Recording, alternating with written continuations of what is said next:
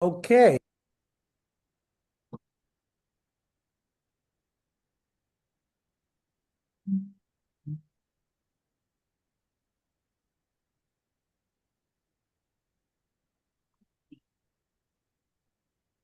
What page? Page 230, I think, Ernie. Thank you.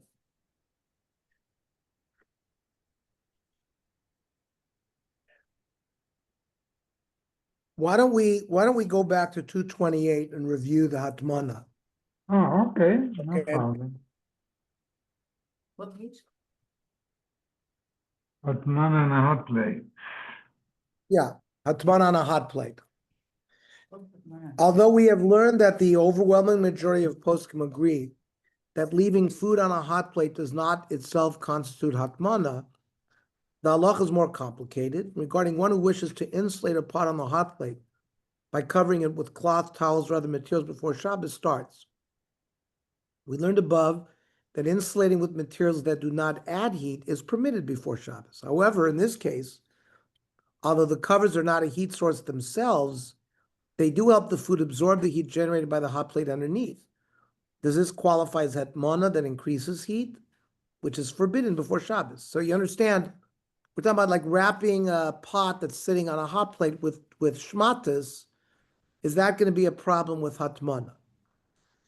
We may be able to derive the halach in this situation from a Gemara in Masechta Shabbos. The Gemara prohibits placing an insulated container on residue of olives, which is one of the materials listed in the Mishnah as adding heat.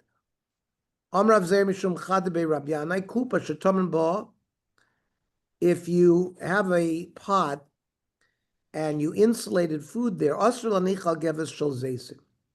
you can't place it on a residue of olives because the olives is gonna add heat. So that's the Gemara, the Tzurba bringing this Gemara that makes this case analogous to if you are wrapping a pot of food, a warm food with some kind of towel, and now you're going to put it on the hot plate. That's similar to putting it on something that adds heat, right? In this case, the material of the basket used for insulation does not itself add heat, just like a towel around a pot doesn't add heat. Yet the Gemara says that placing this insulated basket on an olive residue, which is in itself a heat source, is prohibited. This seems to be analogous to covering food on a hot plate. The Ramban writes that the Gemara refers only to a case where the food container is in direct contact with the olive residue. That which we said, that an insulated pot you can't put on olives, residue of olives, that's if the pot doesn't have legs. Or you haven't sort of flipped the pot around so that it's completely buried in the residue.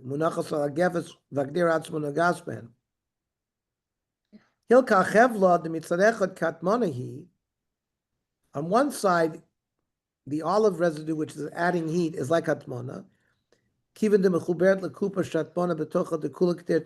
that's as if something was completely buried in let's say the ground. And one side of it is adding. If the pot itself is not touching the olive residue, then it's like shehiyah, which we said is permitted. If we can leave hot food on a hot plate from Erev Shabbos into Shabbos. There's one issue of Hatmana, there's one shehiyah, and they're two different things. So the Ramban continues that even if the hot plate, if the hot pot does not touch the heat source, as long as the insulating material touches the heat source, it may still be prohibited. Even if a pot has legs, even shehein nogin begefes atzmo, if the legs themselves are touching this olive residue, nikres hatmana. Shim tamen b'davar sheina mosif, V'toman ala kol b'davra moisif av ze aser.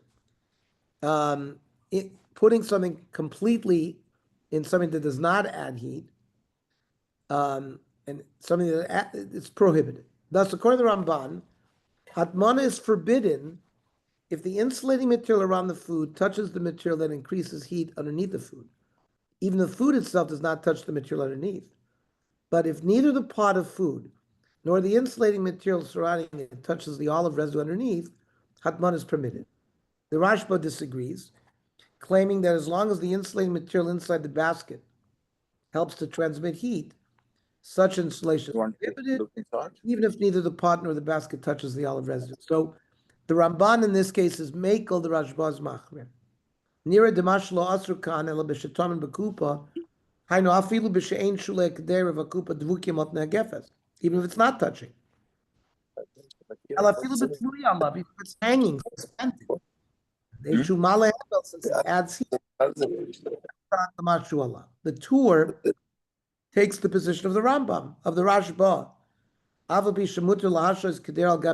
Even though you're allowed to leave food from Erev Shabbos into Shabbos on a hot area, as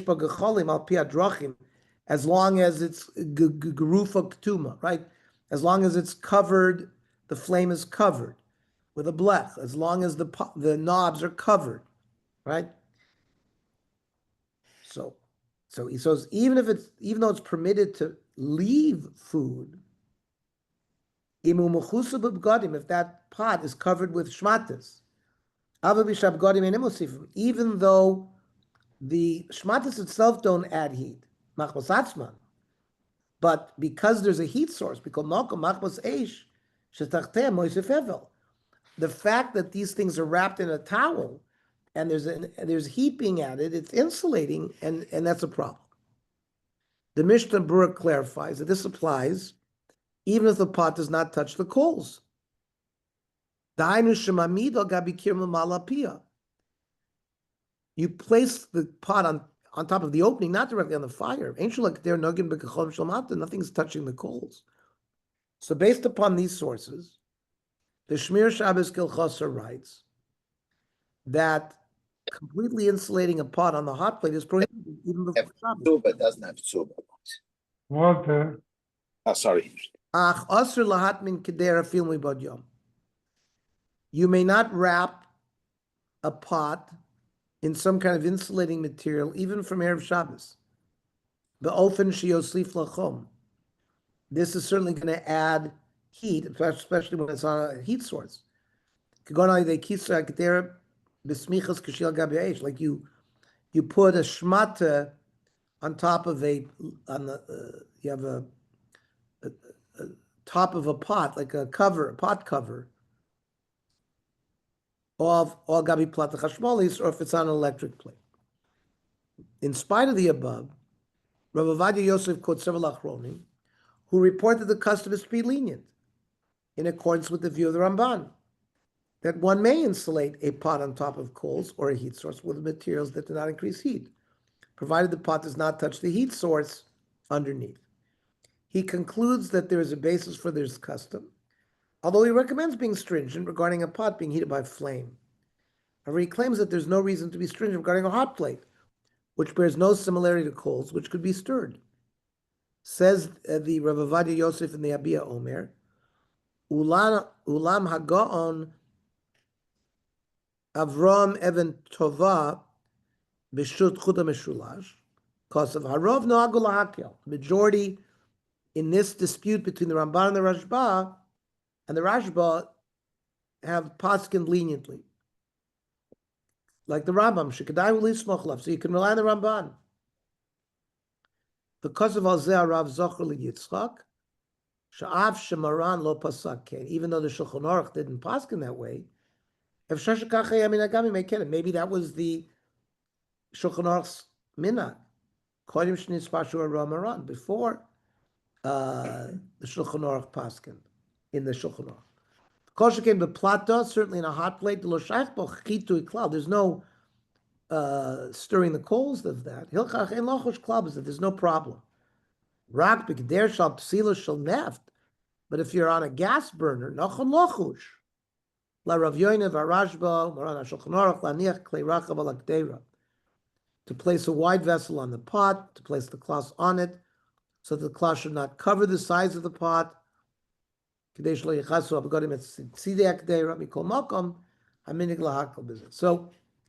in summary, does placing food directly on a hot plate constitute hatmana? Rav Mordechai Eliyahu says yes. Shmir Shabbos Hilchos says no, as partial hatmana is permitted according to Ramah. No, as the pot does not sink, and a hot plate is not used for insulation, as Rav Ben Sion Bishul says. Is covering food on a hot plate equivalent to hatmana? As we've learned, the Rashba, the Tur, Shulchan Aruch, Mishnah Berurah, Shmir Shabbos says yes. The Ramban, Rav Ovadia says no. And may one partially cover the food? The Ramah, Shulchan Aruch, Harav, Mishnah Berurah, Shmir Shabbos says yes, and the Chazon Ish says no. Okay. 232. Other cases of Hatmana.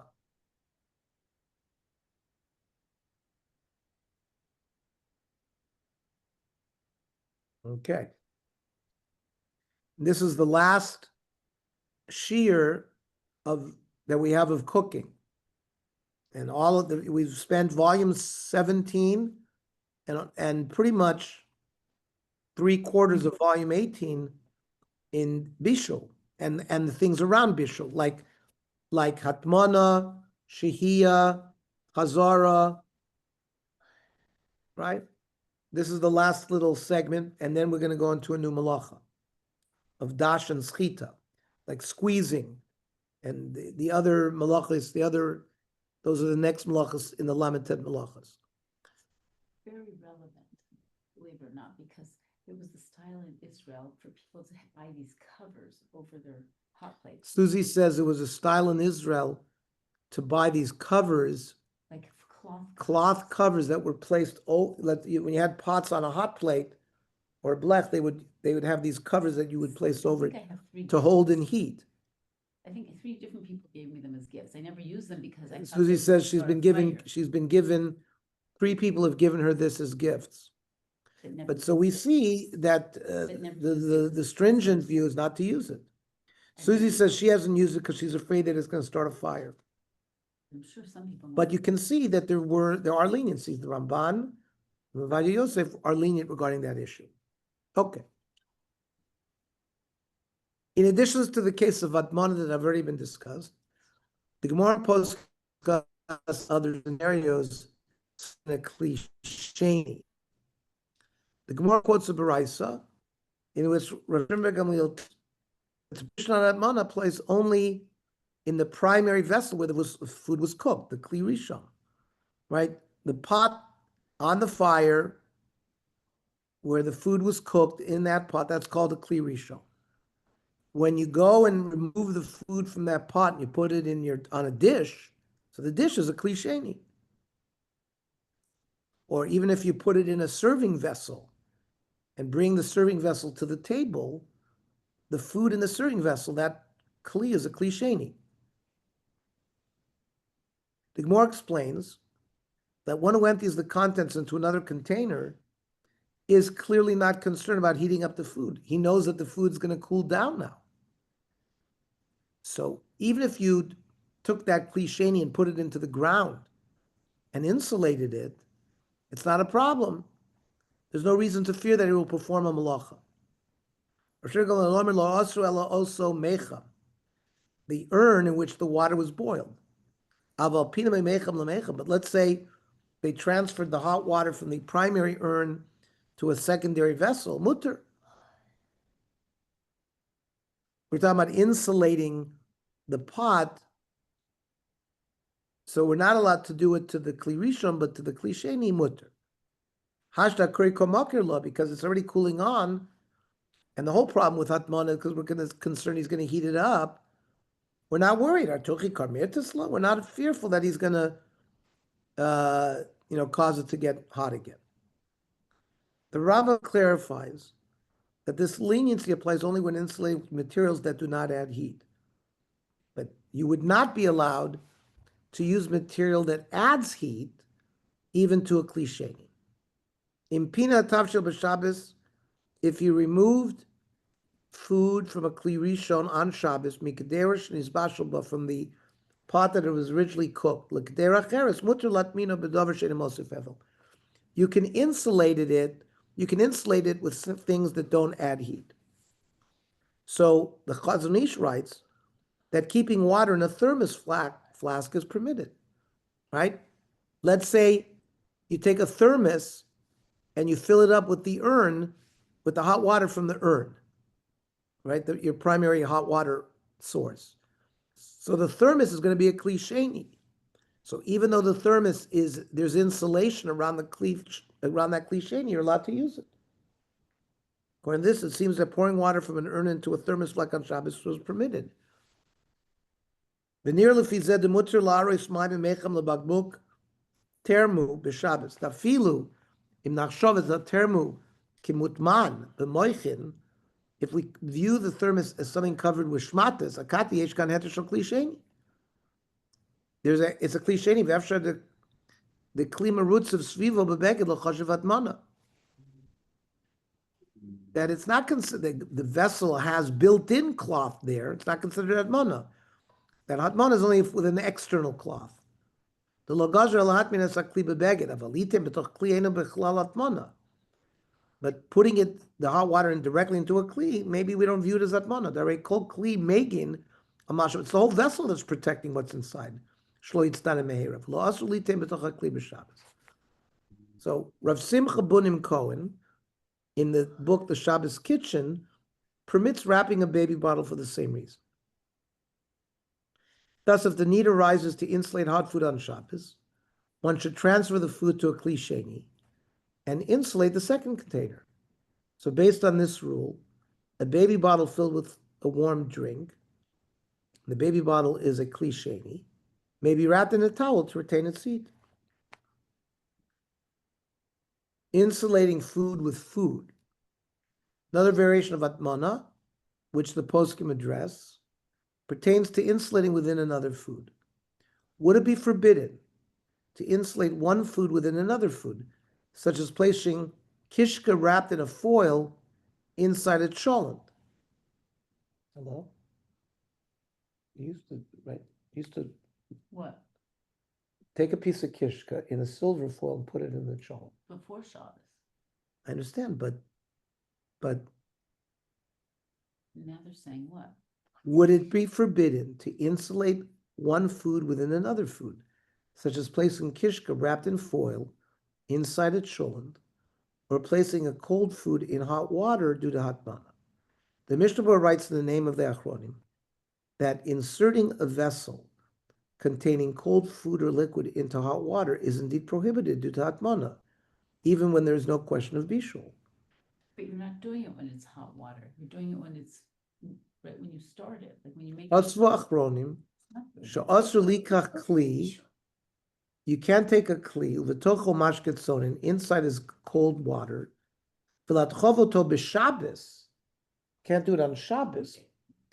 L'kli mole mayim chamim, she'itchamim b'tocho, that I'm not talking about. taking cold liquid in a vessel, insert it into a vessel full of hot water on Shabbos to heat it. Afilu lo yichal lavo l'dei yad soledispo. It can't, the second vessel is not going to come to Yad Soledispo. But you're not allowed to do it because it's completely buried inside of it. That's why the Mishnah Berurah says Sasser. But the Gemara Masechta Shabbos, the story is told, where Rabbi Yehuda Nasi ruled that one may not heat a jar of oil in a hot bath, but one may heat it in a kli sheni. I wanted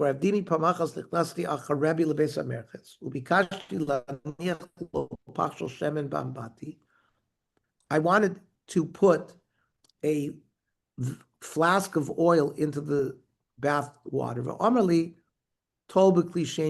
Take I guess the bath water was a kli rishon. He said, put some water into a kli sheni, and then you can put the secondary vessel in there. The Chazon Ish questions why Rav Yitzchak bar Avdimi thought it might be permitted to place the jar of oil in the hot bath and did not think that, it's a problem of Hatmana. He points out that those who permit partial insulation, such as Mishnah Berurah will explain, that Rav Yitzchak Bar Dimi did not plan to submerge the jar fully. However, as the Chazon himself does not subscribe to the leniency of partial insulation, the Chazon Ish was forced to conclude that the prohibition of Hatmana does not apply when placing food inside a vessel containing hot food or water. That means you could insulate with hot food. Chazon Ish is quoting the Gemara, where he had asked Rebbe where he put a flask of oil into the bath water. He meant put it completely in. Even though you'd think it would be Hatmana, like taking a radish and putting it into, or the case of a water pipe running through a canal of hot water. It would not allowed to be matmin on Shabbos. Even doing it before Shabbos.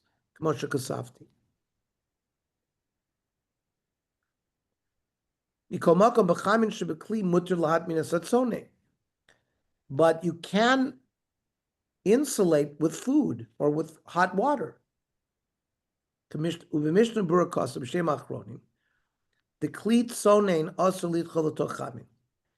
can't take a cold kli with cold water in it and stick it into hot water. Mishum Hatmana. Bottom of Orba Gemara, Daf Mem Omid Beis, the Mokum Deleka Mishum Bishul Mutter. But if it can't come to cooking, I feel Bekli Rishon, Hainu Bainu Torchev Kol HaKli, but that's sticking the whole kli in there. Lamasha Kasafti, the Miktsasa Tmunim Mikri Hatmana. But what the Chazon Ish wrote that even partial submersion is called Hatmana. Muchach b'Gemara de'enesina b'chamim klal Hatmana. The Gemara doesn't seem to be bothered by sticking it into any kind of water. Hilchos mutter lashkia kos sonen mukav tzamid pasil.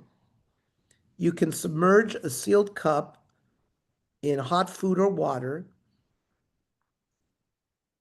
as long as it can't get to Yad Solevismo. The Shmir Shabbos though rules stringently. You can't do this even before Shabbos. To stick something in like cold kishka wrapped in silver foil, putting it in the chulin. Confessor shimurim,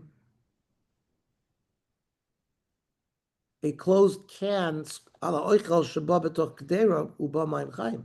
putting it into hot water. While it's on the fire. However, inserting food that is not in a vessel directly into hot food or liquid is not considered Hatmana. Shmir Shabbos L'chasa writes that the same applies if the food is only inside a porous bag. He adds that by contrast, one may not fully submerge food wrapped in aluminum foil inside hot liquid. Mutar lachnis b'vidyom. You can place from Erev Shabbos, sakit bad, a cloth bag filled with rice, im orez v'chadom l'toch hamarak, into soup, shal gabi ha'esh. Ve'ein bo mishum yisrat mona. That's no problem with that mona. Mikol mokom im yichroch pashtida. If you wrap kugel in aluminum foil, benar aluminum, v'yachnis l'toch hachamin, shal gabi ha'esh, you're going to put it into a pot that's cooking on the stove, or like a hot, any. Bishul after Bishul. Yesh bo mishum misrat mana, but here you have a problem with hatmana, not bishul. V'lo yasa ken afilu b'ad yom. V'lo huter b'ad yom elam eino mashkiu lagamri b'tochem. So the permission, what can you do before Shabbos if it's not fully submerged? Or im yasa nekovim b'niyar, you can make holes in the aluminum. Kedei she'ochli yisborim b'pashtida. So the food in the pot joins the kugel, so you have to make holes in the aluminum. In the footnote, Rav Neuwirth, who authors the Shmir Shabbos, explains that he heard from Rav Shlomo Zalman Auerbach, since in the first case, the only purpose of the bag is to prevent the food breaking up into the soup while cooking, right? You have a bag of rice, you're putting it into the soup, you don't want it to go into the soup. The mere presence of such a bag does not constitute hatmana. And that you can insert the bag in the soup, even permitted on Shabbos, as long as the food is fully cooked. He therefore extrapolated that this leniency only applies to porous bags and not to plastic bags or watertight coverings such as aluminum foil, whose purpose is also to prevent any transfer of liquid. And that's how Dayan Weiss and Rav Elyashiv postulates. However, Rav Nuwer writes in the newer edition of Shmir Shabbos that Rav Shlomo Zalman ultimately permitted placing kugel in a foil and inserting it into a cholent even without making holes in the foil. So there you go. Also, it's on top. The same would apply to the common practice of wrapping kishka in foil It sits on top and anyway. placing it in the cholent. It sits on top. The stricter opinions would require making holes in the foil in this case as well. So I think this is very applicable to all of us. My wife does that. She relies on the Shlomo Zalman Auerbach that she will wrap kishka when she does that and put it into the cholent. Mutter lachlis b'bad yom sakit im orez. You can already from Erev Shabbos put a bag of rice and put it into soup that's on the fire. It's not Hatmana, it's Bishul. And as long as it's cooked before Shabbos, it's not a problem. Right? It's the Shehiyah issue, and we said we're allowed to. You can wrap kugel b'niyar almunim, aluminum foil amachasas ha'ochel mikol hatzadim, lachnis kol tochachamin lamarak, and stick it in the soup or the cholent. V'yachol also can afilu makisui shramlon, even if without holes. It's considered two different foods that are getting heated up. Rabbi Bishul permits inserting even non-porous bags of food into hot food and explains that prevention of transfer of contents is also not considered hatmana. That means if the reason you're putting it in a bag is you don't want them to mix, then there's no hatmana involved.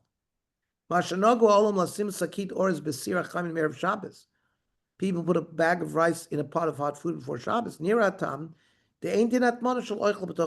no, it doesn't fit the category of hatmana. The rice is by itself.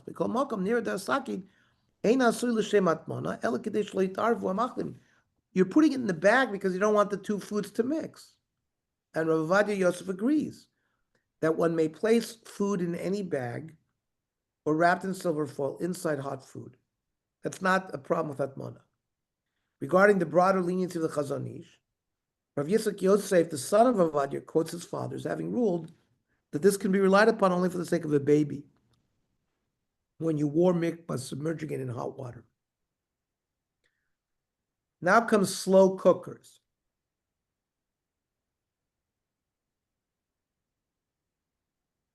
Our crock pots. We'll conclude this shiur by addressing the usage of slow cookers, known as crock pots.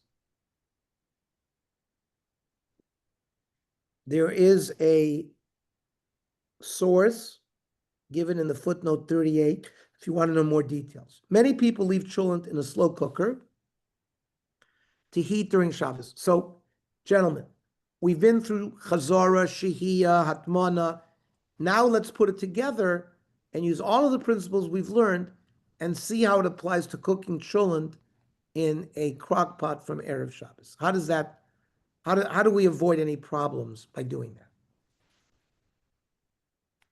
Many people leave cholent in a slow cooker to heat during Shabbos. Based on what we have learned, the practice raises questions regarding Hatmana as well as Shehiyah.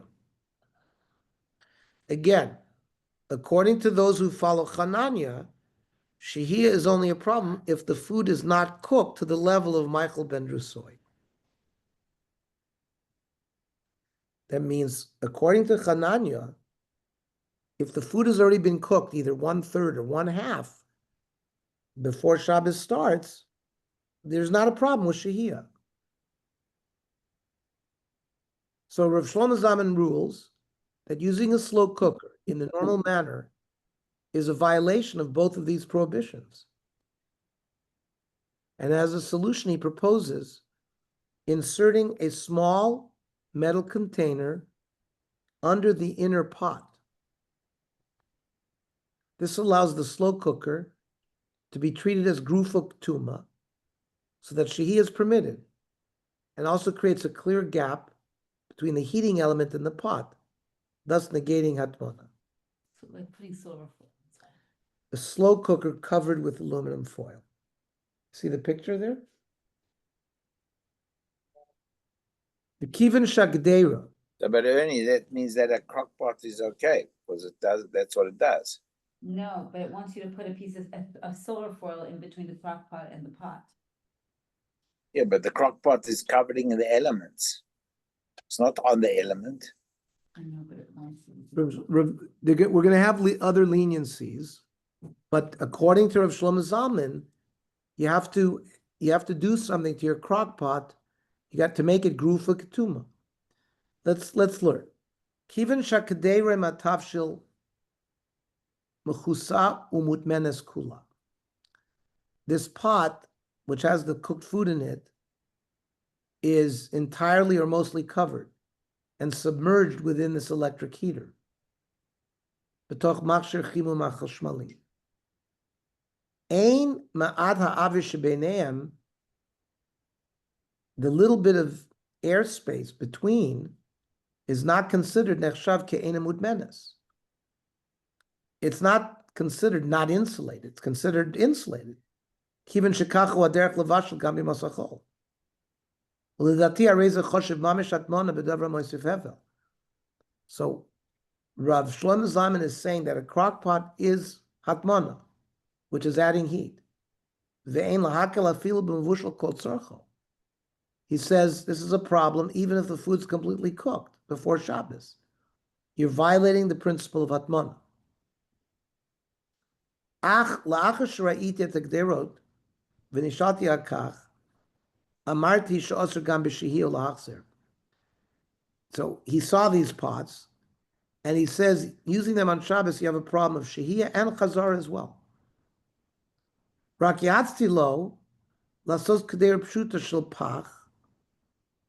He advised him to make a simple other pot. Put the second pot into the crock pot. There should be something sticking out. It reduces some of the heat. It's like a blech. Based on this, if the food is fully cooked, and even though overcooking is good for the food, you have mamish a chatzitza. You have another pot in between this crock pot. So then he finds a leniency.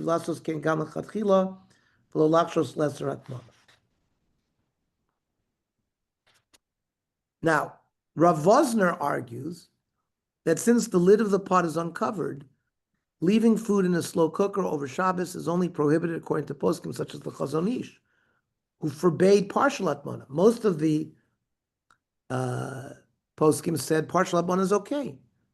So since the lid of the pot is uncovered, it's not a problem. He therefore concludes that although one who wishes to be stringent may do so, one should not criticize those who use slow cookers in the normal way, provided that appropriate steps are taken to avoid the prohibition of shehiyah.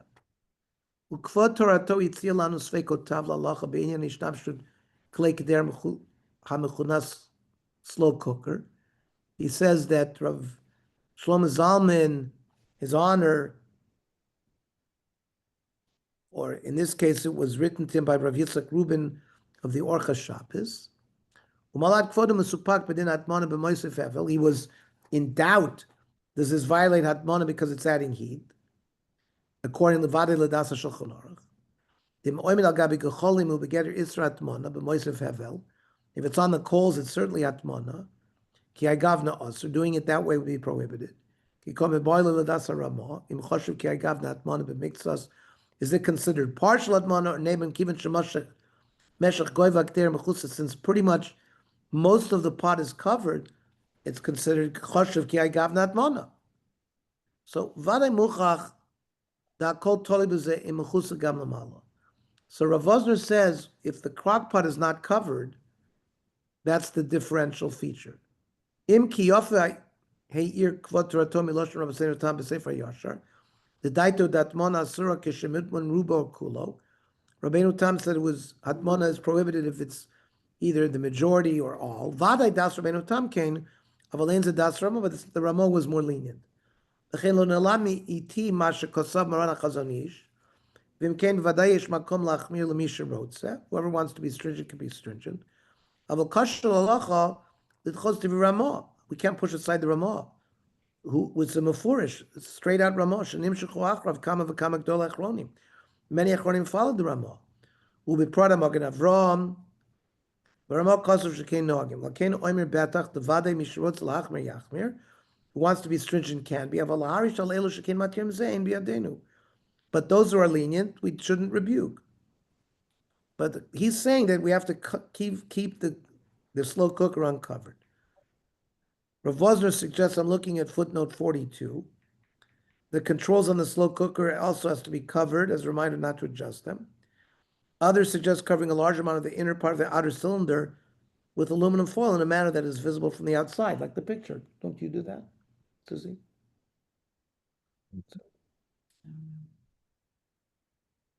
An additional suggestion is to add a raw piece of meat shortly before Shabbos, which fulfills the criteria for a raw pot. Then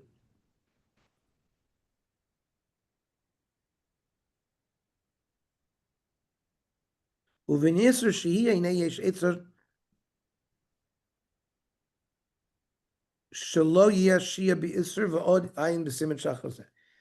other poskim permit using slow cookers on Shabbos, and some provide additional reasons for this. Rav Moshe Tzurba writes that using a slow cooker is permitted even according to those who prohibit partial hazmana, as the purpose of the cooker is to heat and not to insulate. Rav Ovadia Yosef writes that even those who follow the ruling of the Shulchan Aruch may use a slow cooker to heat food for Shabbos day, as one may combine the lenient view of the Ramah with the view of those Rishonim who permit Hatmana for Shabbos day. Additionally, Rav Moshe Feinstein is quoted as ruling leniently on the matter as well. That's why we all use slow cookers on Shabbos. With regard to Chazara, one who wishes to remove the cholent from the slow cooker and then return it to the cylinder must cover the entire inside of the cylinder with foil to render it grufa uketuma. Most of us don't. We don't take it out and put it back. Once we take it out on Shabbos, we remove all the food and that's it. Right. But I've been to people's houses and seen it. Rav Elyashiv is quoted as ruling stringently, similar to Rav Shlomo Zalman. Nevertheless, he writes that one may raise the inner cylinder of the slow cooker and thereby avoid Hatmana according to all opinions. That means if you raise the inner cylinder a little bit so it's not in direct contact with the heating element, you've created more of a space so it's not a problem with Hatmana. Amar li Agon, Rav Yosef Shalom and Yoshiv, Shem Yagbiak Tera Pnimis, if you raise the inside, Kadesha Teboletas Achutza Milmal, so it's sticking up, in Malkam Lachshar. Rav Herschel Sechter also supports such a practice. The laws of cooking and warming food on Shabbos. If the cholent pot is touching the heating element, something should be placed on a crock in the pot. crock pot and the element to avoid the issue of insulating food. That's why some people put silver foil there.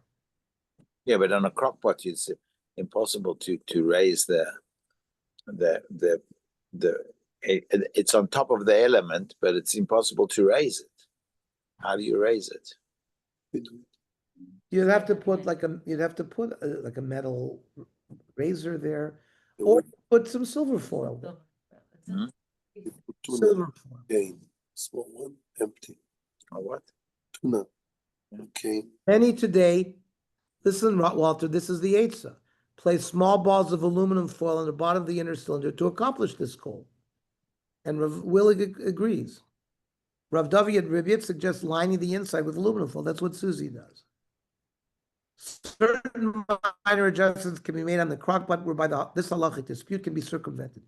This can be accomplished by simply lining the inside walls of the cylinder with aluminum foil and allowing the foil to extend noticeably higher than the cylinder walls. This adjustment acts as a kind of neutralizing barrier between the cylinder walls and the food container. The interposition of the aluminum foil lining serves to reduce the intensity of the heat from the insulation. What happens if the meat is already cooked before you put it in? It doesn't make, you saw, I read already, even even if it's nisbashel kol tzorcho. Look at Rav Shlomo. Yeah, I understand, but That doesn't change the problem of hatmana. Hatmana is even when something is fully cooked. Where if you're adding hevel, that's this added issue of hatmana. So This matters because we're dealing with liquids, right? no, you're dealing with hot food. It's nothing to do with liquids. We're trying at the same time. So would you have to, with the same, Susie, you have with to the same line. You have to line the slow cooker with aluminum foil. That solves this problem. hold on a Or second. you can put a few Liquid's balls the of same. aluminum foil on the bottom. Which I hear, but I'm asking another question. What about yapsuk? If you make yapsuk, there's no liquid in the yapsuk. Oh, It's yeah. sterile. Apsuk and shulant is exactly the same thing. No, because there's more liquid in Tol when you start, but yapsuk's pretty mushy, but whatever. That doesn't obviate the You're saying problem of it's not the hatmana. issue, yeah. Yep. So the visible presence of the lining also helps eliminate the appearance of normal insulation. The problem here is hatmana. It's not bishul, it's not shehiyah, it's not chazara, it's hatmana. And by separating the inside pot with the aluminum foil, it removes the problem of hatmana. And therefore, then it rectifies the hatmana problem. You have to also tape the control unit. Okay, let's conclude with the machshava. We have learned in this year about halachos relating to keeping food warm on Shabbos. From the fact that Chazal discussed the question of how one may keep food warm on Shabbos, we can see that eating hot food on Shabbos is an important element of observing Shabbos. One could have thought that to avoid all potential questions of cooking on Shabbos, it would be best to simply eat cold food. But there's a special mitzvah to eat hot food on Shabbos, prepared in a permitted manner, as noted by the Baal HaMor and the Ramah. Says the Ramah, mitzvah lahatmin l'Shabbos.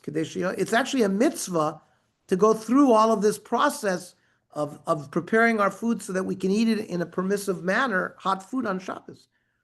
Kizeo mikavod va'onik Shabbos. It partly fulfills kavod and onik. Kol mi she'enu mamin.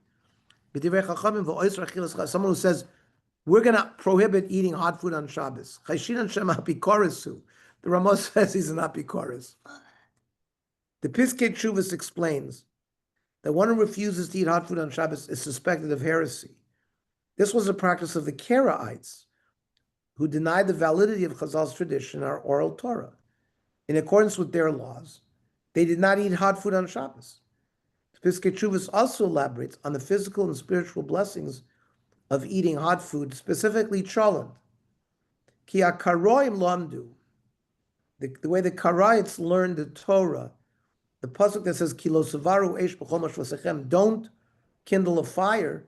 Hakavana kipshuto, v'asur shivar eish b'Shabbos. You cannot have any fire lit on Shabbos. Afilu idliku, even if it was lit erev Shabbos. Lachei nimnu melahadlik ner Shabbos.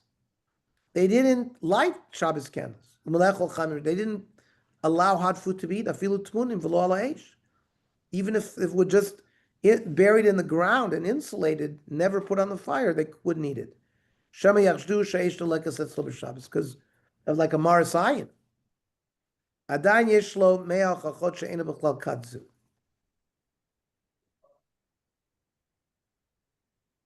Now, even though you have 1,000 proofs that you're not a Karaite, you should eat a hot food on your Shabbos meal. Koloshna balamor, takanta rabuseinu la'aneg as a Shabbos b'chanim. One of the takanas is to Shabbos with hot food. During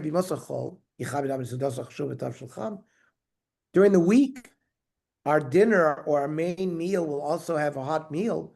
So kol shekin b'Shabbos sha'onig mitzvahi. L'chei nogo avosenu ma'olam lechol machla chamin cholent b'sudas chafar Shabbos. The minig, says the Baal HaMor.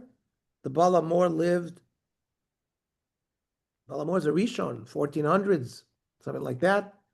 He says that they ate cholent in the Shabbos meal in the morning. Ve'im loser minhag Yisrael. You shouldn't violate the minig. At least have a hot drink. So having a hot tea at the end of your Shabbos meal is part of this special Onik Shabbos. Someone who has in mind when they eat that they want to be makayim divrei chachamim la'ana gazar Shabbos alav ha'kosuv omer shomer mitzvah lo yeda davar ra. Whoever is shomer mitzvah is not going to know anything bad. Adarab is chus Shabbos u'shmir stakos chachamim yavir lo refuah. Should bring him a cure. We should remember when observing the halachas of Hatmana, as well as other rabbinic halachas of Bishul, that they do not reflect the desire by the sages to limit our enjoyment and pleasure on Shabbos. They remind us that Chazal specifically wanted us to enjoy Shabbos with hot food, but to do so in a manner that would not violate any prohibition. May we merit to fulfill this mitzvah properly and achieve the special brachos associated with it.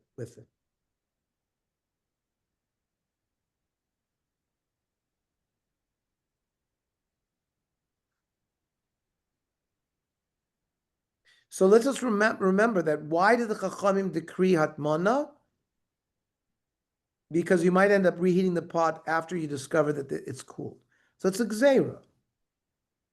And therefore, if we don't fix the crock pot the way it was explained to us, we're violating Hatmana. Okay. I would encourage us all to do some chazara of where we started by Shehiyah, and then Chazara, and then Hatmana, and then, we'll try to come up maybe in the next couple of shiurim with some kind of overriding general rule, like an outline. But we're going to start next week with the Hilchos of Dash and Schita, squeezing fruits and squeezing lemons, that kind of thing. And it's a milestone that we've gotten to this point. Any comments, questions, Aros? Yeah, I sent a interesting post that I came up. Just saw it. I don't know when the date on this was, but speaking of cholent and the machshava we just read about the Karaites and the special food that we have with cholent, a question was sent to Rav Zilberstein in Eretz Yisrael about people who eat cholent midweek. And he was very much against it. I don't know if he used the word usher, but talked about that it's almost like a desecration of Shabbos to have cholent during the week, which has become a habit of a lot of people. Come Thursday night, we'll have a shiur. Right. Well, Chaim, so I would say it's Thursday night. That if you go to Meah Sha'arim or you go anywhere. Yeah, they're all preserving chocolate. So I'm not sure I would call that the middle of the week. That Thursday night's already Hachana because it's already Erev Shabbos. Well, it's a bit different to do a tom, to taste it. The food is good, which is an excuse everyone gives. But honestly, I think there is, to have a bowl of cholent even on a Thursday night, it's not Shabbos. It's intended specifically to be Shabbos food. Read the article. It's interesting. Machshava. It's decide for yourself. Yeah, very, very good.